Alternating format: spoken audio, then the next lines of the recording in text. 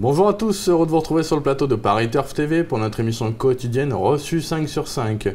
Aujourd'hui, je reçois à mes côtés Damien. Bonjour Damien. Bonjour Alexandre, bonjour à tous. Donc Damien, ce samedi, nous serons à Vincennes pour le prix du Luxembourg, une épreuve internationale qui se dispute sur les 2100 mètres de la grande piste. Ils seront 15 au départ. Damien, ce prix du Luxembourg, c'est tout simplement l'antichambre du prix d'Amérique. On a un beau plateau. Déjà, votre impression sur cette épreuve? Très belle épreuve, disputée donc traditionnellement sur 2100 mètres, la veille du prix d'Amérique. Il y a quelques concurrents qui sont au départ de cette épreuve qui étaient également engagés dans l'Amérique. On court souvent cette épreuve parce qu'on n'a pas pu courir l'Amérique faute de gains, ou même quelquefois faute de moyens. On a des chevaux ici qui ont participé à DB et qui vont donc évoluer ici avec des très belles chances, alors que dans le prix d'Amérique, ils n'auraient eu que des chances secondaires, voire même des non-chances d'ailleurs. Bon, d'ailleurs, Olmos, qui devait courir cette épreuve, finalement se retrouve dans le prix d'Amérique, et donc tant mieux pour son entourage, après avoir le résultat. Damien, on attend votre sélection. Alors ma sélection, j'ai placé en tête On Track Piraton le numéro 6, Backfire le 15, Chelsea Boko le 10, Soleil Rivelière le numéro 3, Une fille d'amour le 7, le 8 Beckman, le 2 Global Manhattan et le 5 Vagabond du Mag. Votre favori, le 6 On Track Piraton, nous avait fait pleurer et la France entière dans cette épreuve l'an passé. Cette année, vous le rachetez, vous le mettez en tête.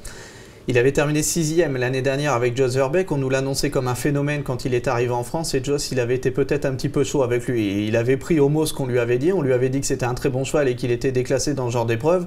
Il était allé devant. Et le problème, c'est qu'il n'y avait plus trop de pétrole dans le réservoir, dans la ligne droite. Et il avait demandé à souffler. Il avait terminé que 6e. Bon, il s'est racheté depuis le cheval, même d'ailleurs un peu à contre-courant, puisqu'il avait notamment fait l'arrivée de l'Union Européenne sur 3000 mètres, alors qu'on s'y attendait pas du tout. Battu par Sanity. Et il avait terminé 2e également du plateau de Gravel, qui était justement sur cette distance, qui était d'ailleurs battu ce jour-là par Une fille d'amour, qui est également dans cette épreuve. Les chronos sont excellents, il est capable de trotter 11 et fractions, il a le 6 derrière la voiture, il va partir vite. Maintenant, ce serait peut-être pas plus mal de laisser passer un cheval et de venir de derrière. C'est comme ça qu'il avait fait ses 2 meilleures performances en France.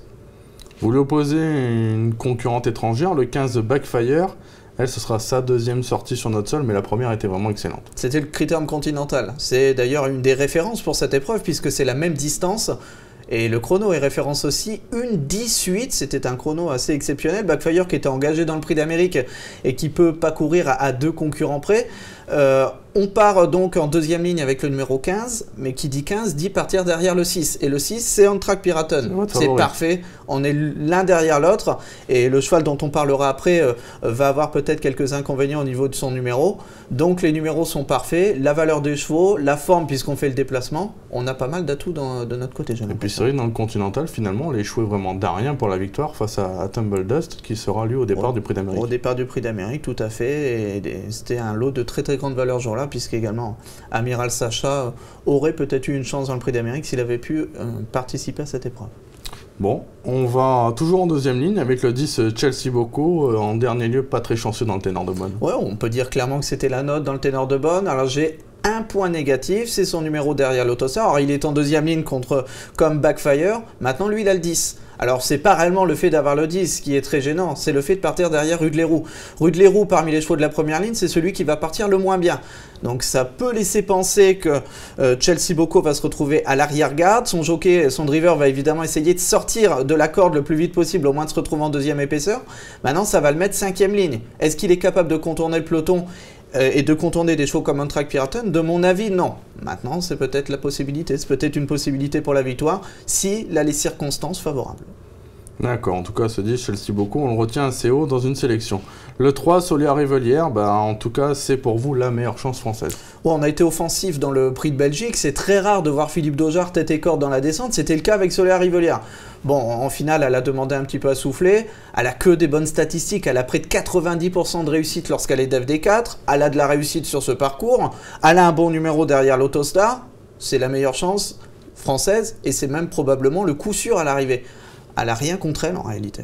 Bon, si ce n'est quand même le petit bémol de la dernière fois que vous avez évoqué tout à l'heure, où elle peut avoir une course dure. Mais c'était des chevaux qui vont être les premières chances du prix d'Amérique, donc on peut quand même ne pas lui en vouloir.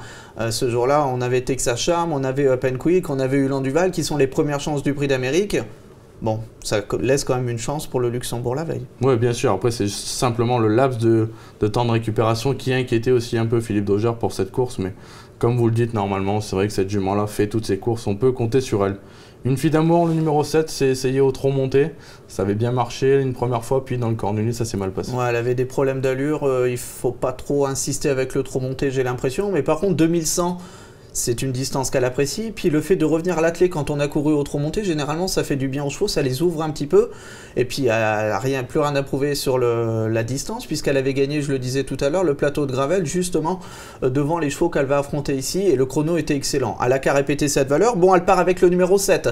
On sait qu'elle part bien. Il va peut-être pas falloir trop faire le fort dans ce genre d'épreuve. Mais elle a évidemment une bonne chance si elle bénéficie d'un bon parcours. Elle est probablement quand même en dessous des concurrents étrangers dans cette épreuve. Bon, en tout cas, on la garde pour les places. Ensuite, on ne va pas oublier notre minute terrain. Jean-François Meyer est allé à la rencontre d'Éric Raffin à Grosbois. Et Éric Raffin qui sera le partenaire du numéro 2, Global Manhattan. Bon Eric, samedi vous êtes au départ du prix du Luxembourg avec Global Manhattan, un cheval que vous connaissez bien. Oui, j'ai eu l'occasion de gagner au printemps avec, c'est un bon cheval. Il vient de très bien courir dans le prix de la Côte d'Azur. Très bon numéro derrière la voiture, donc avant tout je pense que c'est une bonne chance pour prendre une place. Le cheval en plus qu'il a été essayé monter, donc je pense que ça lui a fait du bien. Souvent les vieux quand vous les travaillez monter, ils sont mieux après. Donc une chance. Oui, en plus de ça, sur ce parcours, il a couru à 4 reprises, il a gagné 2 fois, dont une fois en 11 en étant ferré. Qu'est-ce que vous en pensez? Non, au papier, il a une chance, maintenant de la gagner c'est autre chose. Mais il a sa place pour être dans la bonne combinaison du quintet. C'est un cheval agréable à driver? Ouais, un gentil cheval. Bon, Global Manhattan, vous l'avez placé en 7ème position.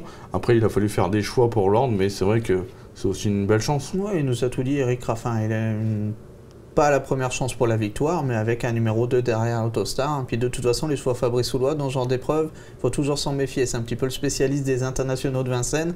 Il aura également Beckman au départ. Il faut les placer dans un champ réduit. Peut-être pas en base, mais dans un champ réduit. D'accord, écoutez Damien, on vous remercie pour votre analyse complète.